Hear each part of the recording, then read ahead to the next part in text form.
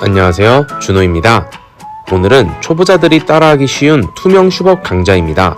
화면처럼 번개를 사용합니다. 5시에서 라바와 전비 투입합니다. 킹퀸은 6시에서 시작합니다. 4시에서 본대 유닛 투입합니다. 로챔은 7시에서 시작합니다. 7시에 마법사 1기를 넣습니다. 투명 슈법을 방해하는 요소는 여러 가지들이 있지만 그 중에 하나는 바람방출기입니다.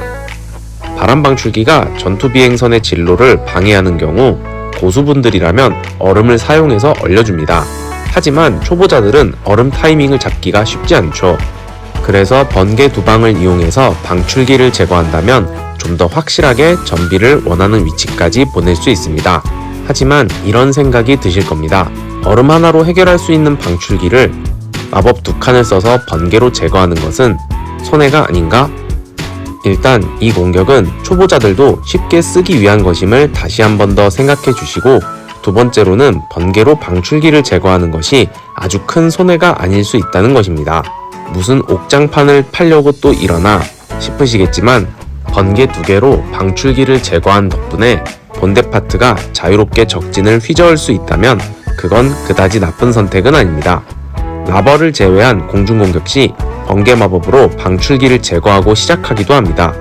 그것과 같은 효과라고 보면 되는데 거기에 투명 슈법의 안전성까지 더해진다고 보면 됩니다.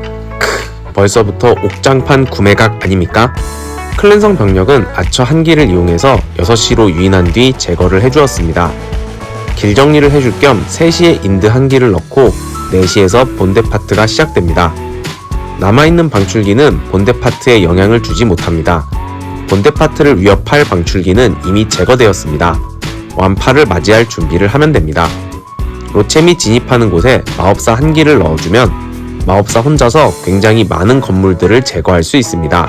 단 대형 폭탄이나 해골 트랩 등을 만나지 않는다면 말이죠.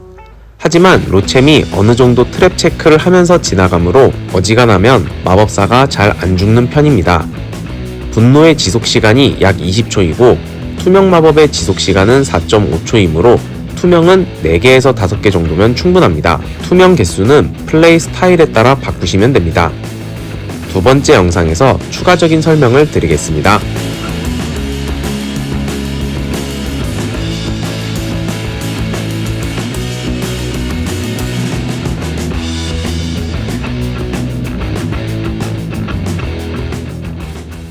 십자가 형태의 배치입니다.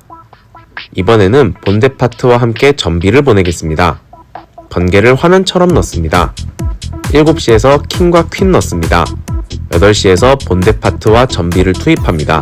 10시에서 로챔을 시작합니다. 9시에 마법사 1기를 붙여줍니다. 번개로 방출기 2개를 모두 날려버릴 수 있는 배치입니다. 그렇다면 무조건 날려줘야겠죠. 홀 주변이 강력한 외곽홀 배치의 경우에도 지금처럼 본대 파트와 함께 전비를 보낸 뒤 투명 슈법으로 홀 주변을 초토화시키는 것도 좋습니다. 10시에서 전비를 보내서 투명 슈법을 써도 되겠지만 지금처럼 설계를 한 이유는 2가지입니다. 10시의 엘릭서 저장소 2개가 있는 공간에 슈법을 내린 뒤 홀을 제거할 수도 있겠지만 홀과 엘릭서 저장소 사이에 4칸의 빈 공간이 엄청 많습니다. 4칸은 대형 폭탄이 숨어있기에 가장 좋은 곳이죠. 대형 폭탄의 데미지가 400이고 슈법의 체력은 500이므로 대형 폭탄 하나까지는 견뎌내지만 2개 이상을 동시에 맞으면 즉사입니다. 슈법이 순삭된 것도 모른 채 투명 마법을 계속 넣은 경험 다들 있으실 겁니다. 10시에서 내린 슈법들이 안전하게 착지를 했다고 하더라도 지금처럼 석궁 4개를 제거할 순 없었을 것입니다. 물론 드라의 도움을 조금 받았지만 말이죠. 8시에 투입된 마법사를 주목해주세요. 저 마법사 1기가 없었다면 이 공격은 시간 초과로 끝났을지도 모릅니다. 슈법의 위치를 정할 때는 착지하는 곳의 안전함을 우선적으로 고려해야 하며 효율성은 2순위로 놓으시는 것을 추천드립니다. 특히 폭탄 타워 위에 슈법이 떨어질 경우 폭탄 타워가 제거됨과 동시에 슈법도 제거됩니다. 14홀의 말렙 폭탄 타워의 폭발 데미지가 딱 500이므로 슈법이 정확하게 한방 컷입니다. 세 번째 영상에서 뵙겠습니다.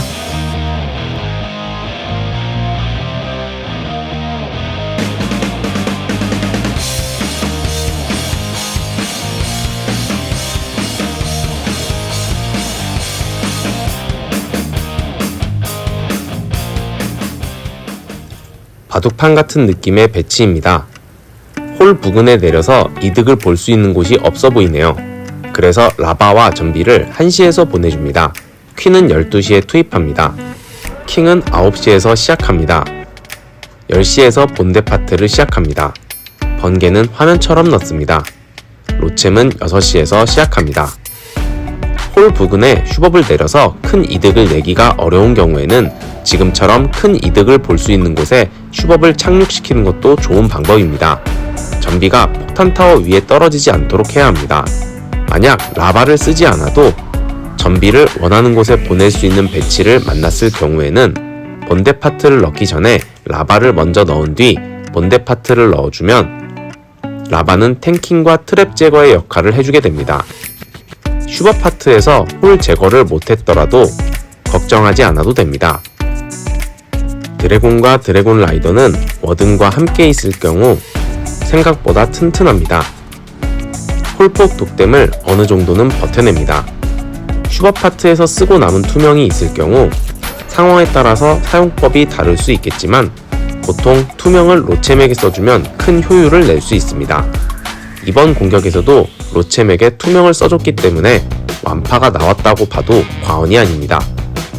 물론 운이 정말 많이 따라줘서 나온 완파이긴 합니다. 3벨만 따내면 되는 거죠 뭐.